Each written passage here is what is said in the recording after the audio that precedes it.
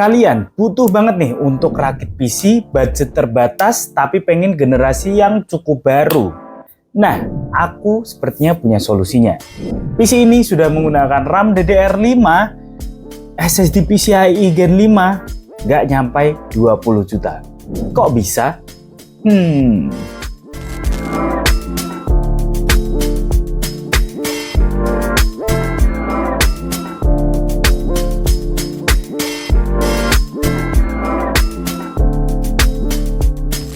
Halo teman-teman semua, aku Atas Hergana dari channel TechDoom, Teknologi Doom. Jadi di channel ini kita akan bahas mengenai rakit PC, dan teknologi yang ada di zaman sekarang. So good to be back teman-teman. Sudah 5 bulan aku nggak bikin long video dan akhirnya aku bikin video yang dimana rakit PC lagi. Karena jujur, rakit PC zaman sekarang itu memusingkan dan banyak pilihan selain rakit PC, yaitu kalian bisa beli laptop, beli HP, atau apapun itu. Tapi nggak dapat dipungkiri bahwa PC itu tetap menjadi yang utama untuk pekerjaan-pekerjaan yang lain. Contohnya seperti arsitek, ataupun sipil, dan seperti aku ini ya, emang YouTuber konten kreator itu membutuhkan PC, apalagi aku bahasnya mengenai personal computer.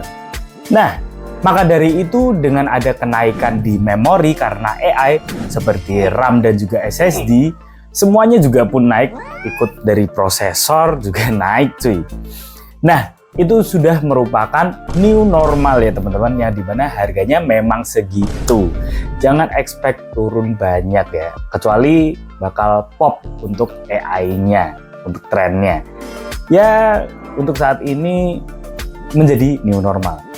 Maka dari itu, nggak nyampe 20 juta sudah menggunakan RAM DDR5 dan juga SSD PCIe Gen 5 yang ngebut parah, dimana ini harganya juga cukup affordable.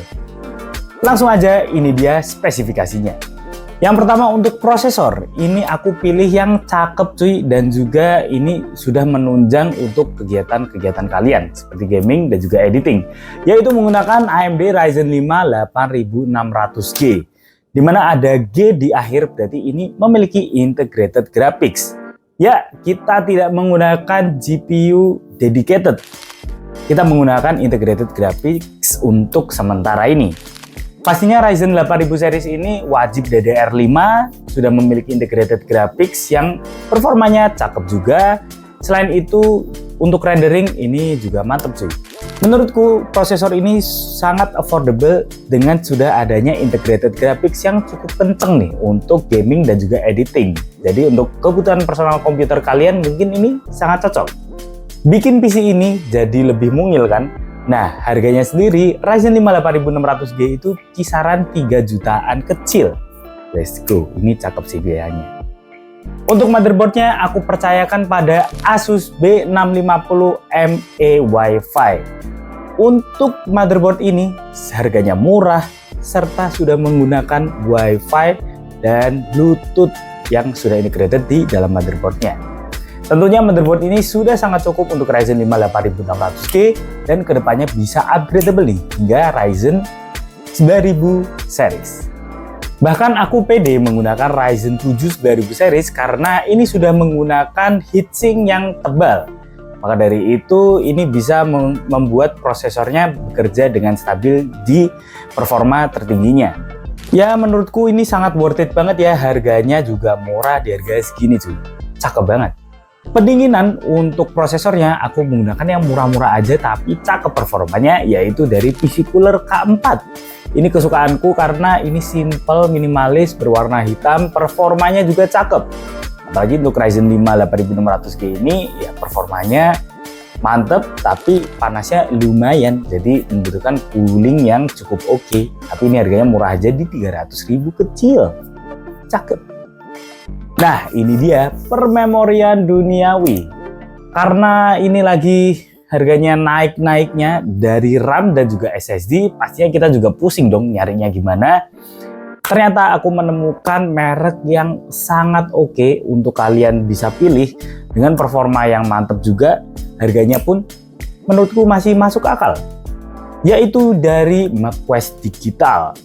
Nah, sebelum ini aku juga sudah pernah review nih untuk memori dari MagQuest Digital dan Memang sih untuk performanya cakep, harganya affordable, dan sudah garansi resmi di Indonesia ini. Ada distributornya cuy. Untuk RAM-nya ini aku menggunakan dari MagQuest Digital Hawk V DDR5 8GB, kecepatan 5600 MHz.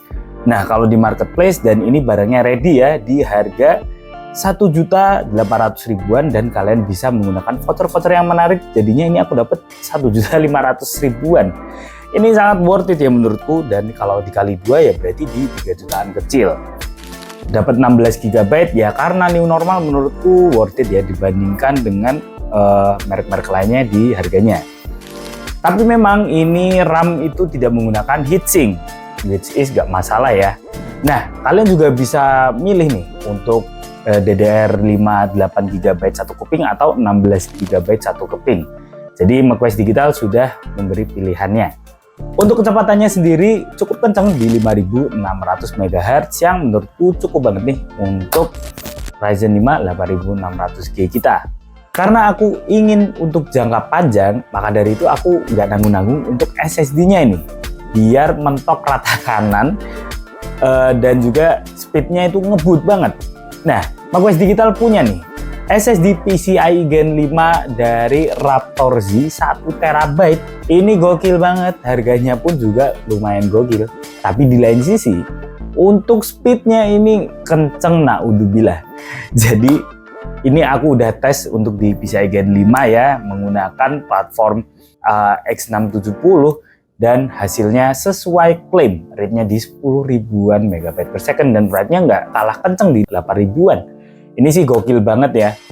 Jadi PC ini 15 jutaan sudah menggunakan DDR5 16GB, dan juga untuk SSD-nya 1TB PCIe Gen 5. Cakep banget. Jadi untuk jangka panjang mantep ya. Generasi yang cukup baru juga. Jadi menurutku kalau kalian rakit PC, bisalah cek-cek dari brand MagQuest Digital ini. Menurutku worth it sih. Langsung aja klik link yang ada di deskripsi cuy. Kita lanjut komponen lainnya, gak kalah penting, yaitu PSU dari FSP Vita 550W 80 plus bronze, dan juga dibalut dengan casing VBR i7.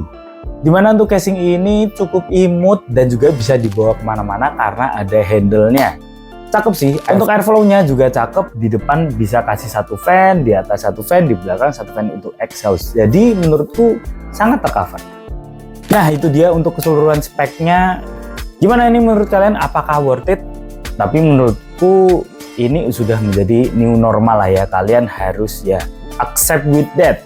Gak masalah, yang penting kita sudah menggunakan memori yang cukup worth it ya di sini. Dan langsung aja, ini dia list harganya.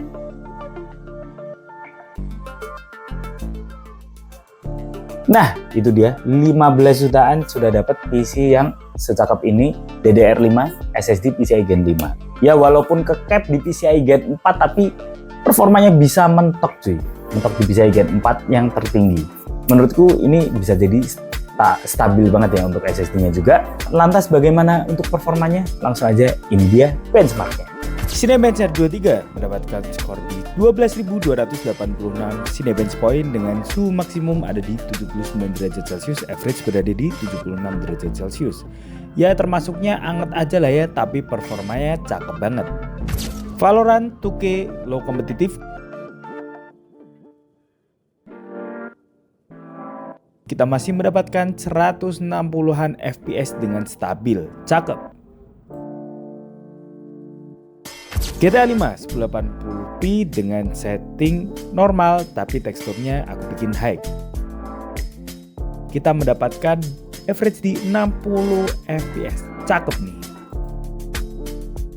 F1 2022 resolusi 1080p dengan setting low. Kita mendapatkan FPS yang stabil di 40 hingga 50-an fps, mantap. Far Cry 6 1080p dengan setting medium. Kita mendapatkan FPS yang cukup stabil di 30-an hingga 40 fps. Forza Horizon 5 1080p setting medium. Kita mendapatkan 40-an hingga 50 fps. God of War PC 1080p FSR quality dengan setting low. Kita mendapatkan FPS ya masih oke lah ya, 30-an FPS. Spider-Man Miles Morales 1080p FSR quality dengan setting low aja cuy. Kita masih bisa menikmati di 30-an FPS. Black Myth Wukong ini settingan FSR 55% dengan setting low. Kita masih bisa mendapatkan 30-an FPS. Masih kuat lah ya. Nah itu dia untuk performanya. Menurut kalian gimana? Apakah worth it? Kalau aku sendiri sih ngelihatnya ini sudah cakep banget ya. Walaupun tidak menggunakan GPU dedicated dengan PC budget 15 jutaan, tapi sudah DDR5 dan SSD PCIe Gen 5 berkat dari macOS Digital ini.